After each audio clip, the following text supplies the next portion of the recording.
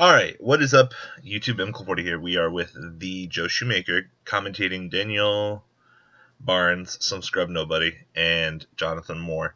The loser of this match is getting scrubbed out of the Zodiac tournament. So what do you think we can expect here, Joe? Well, I can expect it. We already just saw turn one pass, so I assume that House of Champions, Jonathan Moore, is playing Necros, or he's playing something like Cosmo, or he break really bad. So something like that. And we just saw Stratos draw and pass as well? And it would appear so. We are in for a very thrilling game, it seems. Draws to 7, discards a card. Yes. Very turbo fast Yu-Gi-Oh! Alright, just What? instant fusion to Maxi. This is just... I feel like we're seeing like major bricking for Winda. Wow. These bad plays. Breaking in shadows. Any shadow players can tell you that's definitely a thing. Oh, and wow. He just had to make a very bad play. And Daniel's just getting rewarded for this even more. Yeah, exactly. I'm gonna assume that Dan Barnes is playing Necros, and I'm gonna say that just with this much advantage, he's just gonna win. I mean, yeah. Yeah. I don't even know what to say right now. He gets this Oshino back to his hand, right? Yeah. Yep.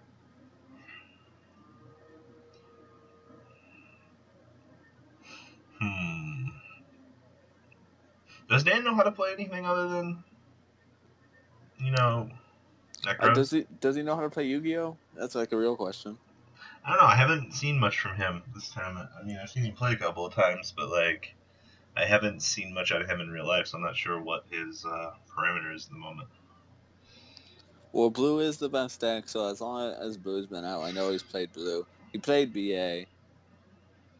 I mean, I assume that we want to see him playing BA, or not BA, excuse me, Necros here. I would rather see him playing BA.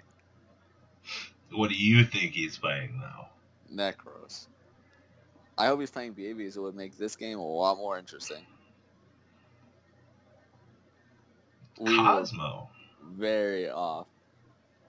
We suck. To be fair, it's super popular right now, and the deck is extremely easy to play. So easy it came, and he hits him with a storm. Wow. Wow, Cleefort days here. We're seeing hot text right now. Destroy as many spell trap cards as possible, then destroy as many spell trap cards your opponent controls as possible up to the number destroyed by this effect. It's a shame that mistake's not going to do anything. I don't know if he's chaining Oshiro Fusion. Yeah, he is. Okay. So I assume he's going to make a Winda here. Maybe another construct, yeah. And what was the other card? Oh, he sent a Dark Hole as well. Yeah. Yeah. Dark Hole. Dark Hole did not matter for him in this matchup, but the mistake did. So it was good that he was able to clear his board.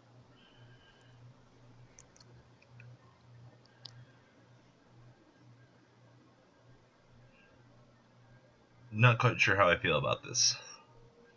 I don't know how I feel about him getting Slip Rider. It seems like if he wasn't playing any cards before, I don't know how much better his hand could be. In Slip Rider, when his opponent has no cards, or no set cards.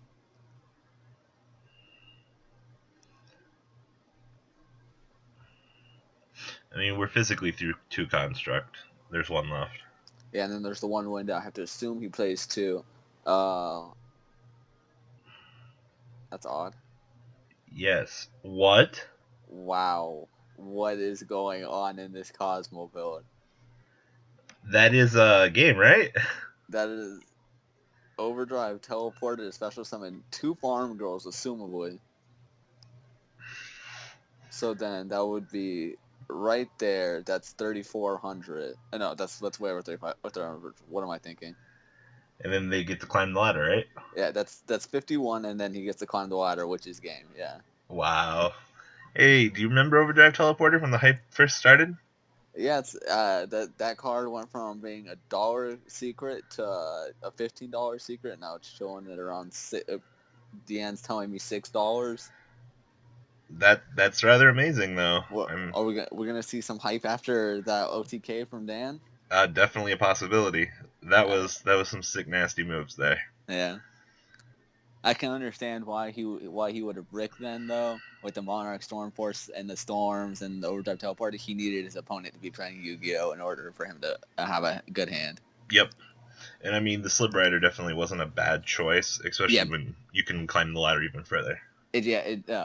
what he grabbed essentially at that point didn't matter because of the overdrive teleporter. So, how do you think Moore is going to side here? Knowing that he saw the overdrive teleporter and he saw the storm and the Monarch Storm Force, you have to assume that he's going to be citing in like effect negation, Baylor's breakthrough skills if he has it in his side or if he is maining it, and probably taking out mistakes. Fair enough. Somewhere Dan Stratos was laughing when he dropped the overdrive teleporter. You know he had at least a big grin on his face when that effect went through too. Oh, a goddamn shitty one too. Yeah. So, oh, It's got the Cosmo Town. hmm. Would you have normal summon that turn one? That all right.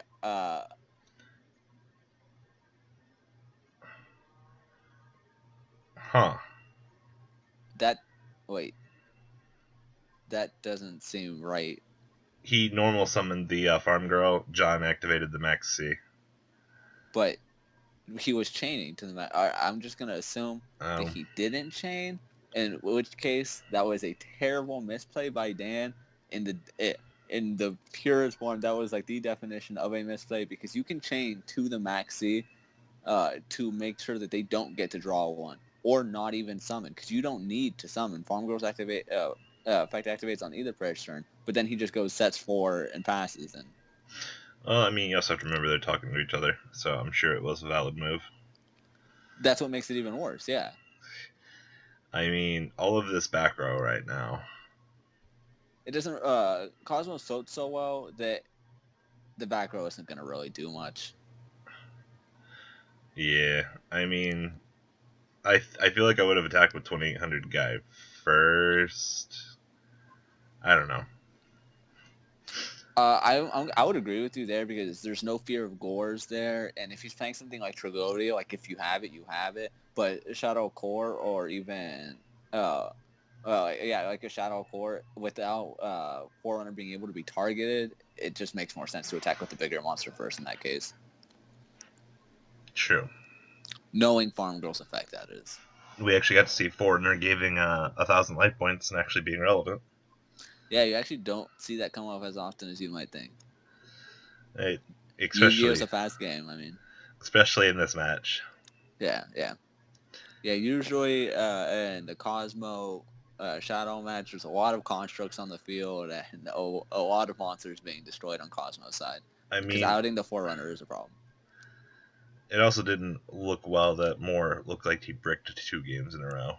Yeah, setting 4 in the deck like Shadows and passing, it's just he had the emptiness, but But setting 4 in Shadows is just not good. That means you just can't use your spells. I know, but not seeing a physical monster here for Moore is really hurting. You Yeah, know, exactly. Like you can have emptiness and you can have Regeki, but if you don't draw any monsters, you're not going to win the game. That's just not how you win Yu-Gi-Oh. especially in this situation. Yeah. Forerunner still having to attempt to do its thing. Yeah, banishing for its cost. Oh, 1900 beats is good here. Actually, the best thing about Dragon in this scenario, unless he has like a storm in his hand, is that if he goes for good witch, he can put it back to the hand, making sure that its effect won't go off. It'll get rid of his own emptiness, but he had the MST, but Dragon was like a perfect monster to have there. This is gonna get sick, right? Because if he's got a low level Cosmo and can climb the ladder with the Foreigner. Yeah, if he has any of them, assuming that John Moore doesn't have anything to stop him. I mean, he's losing 2 back row right now. Yeah. And Forerunner's going to clean up the other one if the situation arises. Now, do you feel you should have... Can Cosmotown recruit for Cosmotown? Yeah, it can. Well, he had the Storm. I don't really know why he's activating Storm before activating Cosmotown. Wow. More opened up double MST. That's kind of rough. I don't know why you would have MSTs in against Cosmo, especially seeing the clearly aggressive cards he's playing with the Monarch Stormforce and the Storms. MST and MST in Cosmotown is not very good. Mm-hmm. Oh, that's pretty good.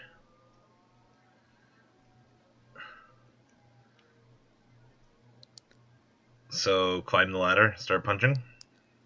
Yeah, I think he just he didn't get I'm gonna say that Dan misplayed again here because with Cosmotown he didn't use Cosmotown's effect to get Forerunner back. So right now he could have gone Farm Girl to get that Good Witch to attack again, and then gotten the Forerunner that he got back from his town.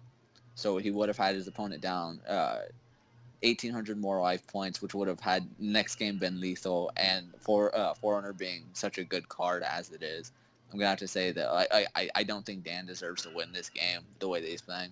I definitely agree with you, but it's not like Moore has anything here. Yeah, exactly. It's kind of a shame that certain plays like that, you can still misplay and win in certain scenarios. Nah, this isn't to say Dan's a bad player or anything. This game has just I don't think he's played optimally, but it's over. So Dan beating out Jonathan Moore. Actually, that was pretty disgusting. Moore didn't have anything, it seemed, at all. So, and it looks like Joe's Skype dropped. I love it. Alright, guys. Well, thanks for watching. Mucho gracias. Hope that you guys enjoyed this. And we are out. I hope you guys enjoyed this video. Please thumbs up this video to show your support. And please check out VanCole40 for Cardfight Vanguard, MCole Games for miscellaneous trading card games, and No Limit Gaming for a brand new series of Yu-Gi-Oh videos. Thanks for watching.